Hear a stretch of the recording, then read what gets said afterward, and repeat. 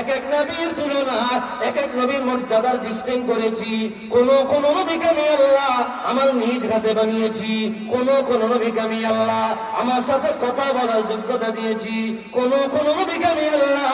আমার খলিল বানিয়েছি, কোন কোন নবীকে আমি আল্লাহ পৃথিবীর সেরা সৌন্দর্য দিয়েছি, কোন কোন নবীকে আমি আল্লাহ বড় আমারও চিন্তা করার ক্ষমতা দিয়েছি, কোন কোন নবীকে আমি আল্লাহ আমার সাথে কথা বলার যোগ্যতা দিয়েছি।